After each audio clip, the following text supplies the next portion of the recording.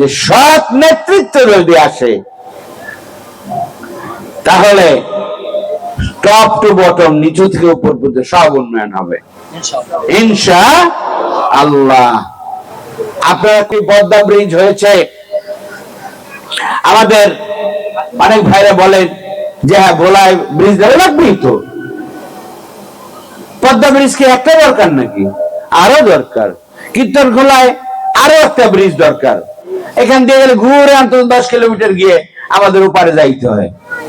তো এখন একটি পদ্মা ব্রিজ হলে সেখানে 30 থেকে 40,000 কোটি টাকা খরচ হয়েছে, কিন্তু 8-10,000 কোটি টাকার মধ্যে দিয়ে পৃথিবীর বিভিন্ন জায়গায় বরং কম খরচে এই ব্রিজ হয়েছে।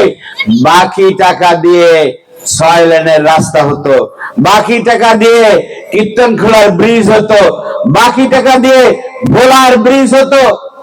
এই টাকাগুলো দিয়ে তারা এখন বেগম পাড়ায় বাড়ি বানায়, আমেরিকা ইউরোপে যায় বড় বড় অট্টালিকা দেখায়, ব্যবসা বাণিজ্য ফেদে বসে, এবং তারা শত শত হাজার হাজার কোটি টাকার মালিক। আমরা এবার পরিবর্তন চাই, পুরনো ধারায় নয় ইনশাআল্লাহ। তো ভাই দোয়া করবেন আল্লাহ রাব্বুল আলামিন বাংলাদেশের জনগণের জন্য কল্যাণ দান করেন।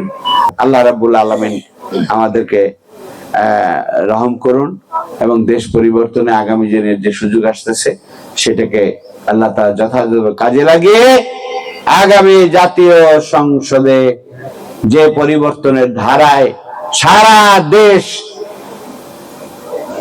জাগরিত হয়ে উঠেছে, সেই জাগরণে বরিশাল 5 আসন এবং 22 নম্বর ওয়ার্ড বিপুল ভাবে এখানে ভোট সংগ্রহ করে সেই ধারার সাথে যুক্ত থাকবে ইনশাআল্লাহ।